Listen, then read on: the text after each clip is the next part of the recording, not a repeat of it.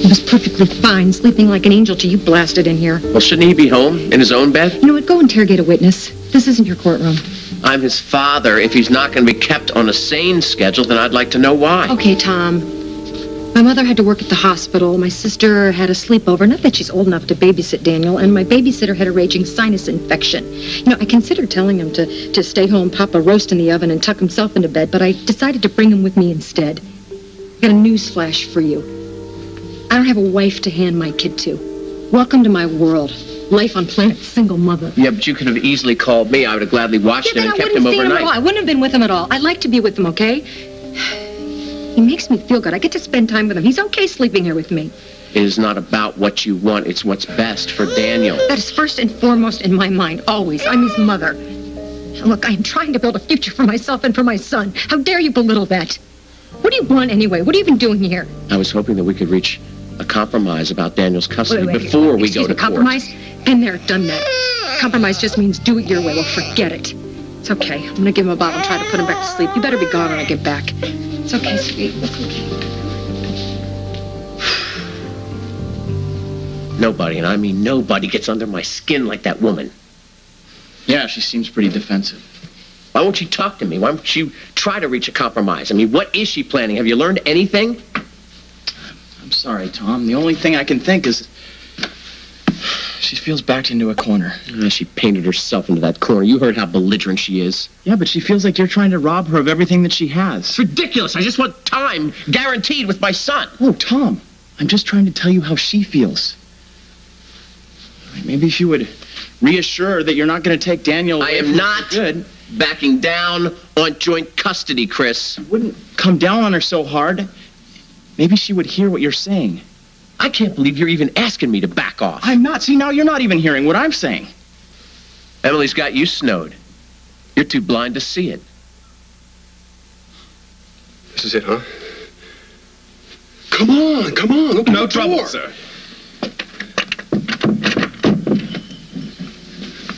Willie? The room appears empty, sir. The maid has already come in and turned down the bed. Yeah, it hasn't been touched. Well, where could she be? Is there a show that she might have gone to downstairs, maybe? I'm sorry, sir. Our floor show was over quite some time ago. Or maybe she went to another hotel. Ours is the last show on the boardwalk. But, of course, gambling is 24-hour entertainment, sir. I'm sure your wife is simply enjoying herself. Simon Fraser. Would you like to leave discreetly, Mr. Snyder? No. I'm gonna stay right here until my wife gets back. Lily, Rose, Lily, can you hear me? Pulse. Where is it? Where's it? No, don't be dead. You can't be dead. Just wake up.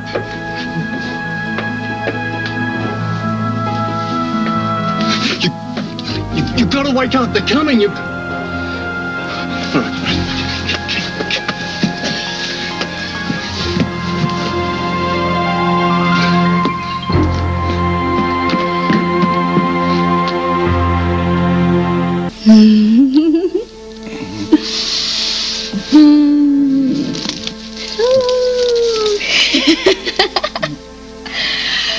You know, I could stay like this forever.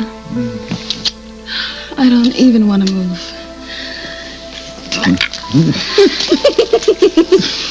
Woo! Right. Then don't go.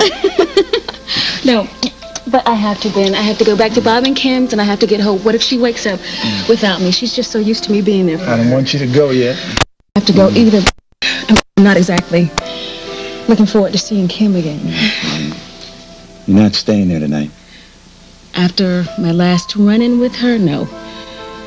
But my place is in shambles, and, well, I guess Hope and I will just get a hotel room tonight until I can figure something else out. That's all. No, wait. First up, you don't have to figure this out on your own anymore. We are going to go get Hope. We're going to bring her here, and you two are going to stay with me tonight. Wait a minute. Now, where you stay is nobody's business but ours. Are you sure? But you know you don't have to do this. Wait, Denise, baby, you are my wife now. Listen to me. Every word every syllable that I said to you tonight came from my heart. You're so wonderful. But I know this is not the way that you wanted things to happen. No. Maybe I'm learning that life doesn't. You take it any way it comes. You. I love you.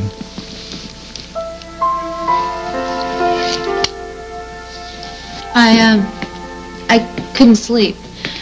I felt drawn here. I mean, everybody has been so anxious to tell me what happened in the last few months of my life before my coma, and I need to do it myself. I need to have my memories come back naturally. Listen, Molly.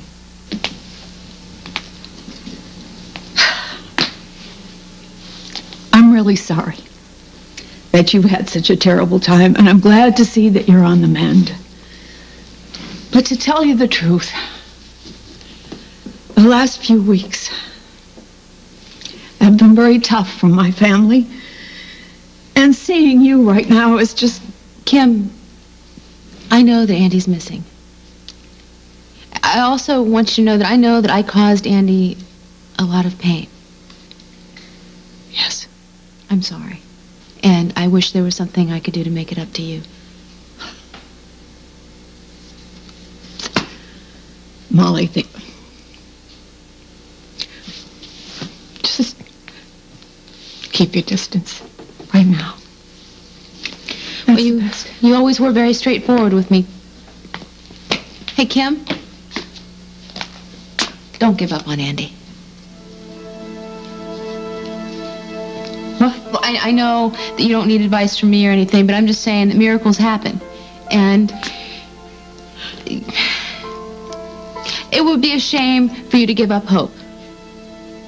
Why are you saying this to me now? Because, look at me. A few weeks ago when I was laying in a coma, nobody was laying odds that I'd ever come back.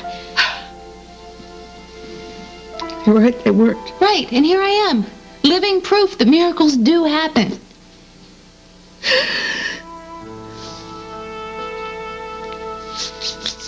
You are the only one. And all this time, the only one who said that to me. Everybody's been so anxious to think the worst. So anxious, almost anxious to bury my son. Well, don't you let them. Well, I have no intentions of doing that, but I have to tell you, it starts to wear on you. I had to get out of the house tonight. I couldn't stand to listen to anybody. And I look at his little girl. Did you know that he has a little girl? Hope, right? Yeah, I read that in the paper. She really needs her daddy. Well, see, there you go. There's even one more reason why you need to keep the faith, Kim. Because if you honestly, truly believe that Andy's still alive, then you can't let anybody tell you different. Well, I can't control what people say to me, but they cannot make me believe my son is gone. They're actually trying to have him declared legally dead, and I'm going to fight him. I'll take him to court. I'll do whatever I have to do. No, Kim, that is the last thing that you want to do.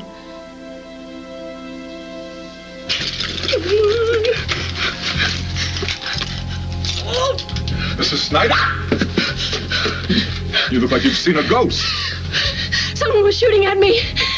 What? Where? In the casino showroom downstairs. Someone is after me. Just calm down. Are you sure what you heard is shots? There's an awful lot of stuff in the showroom.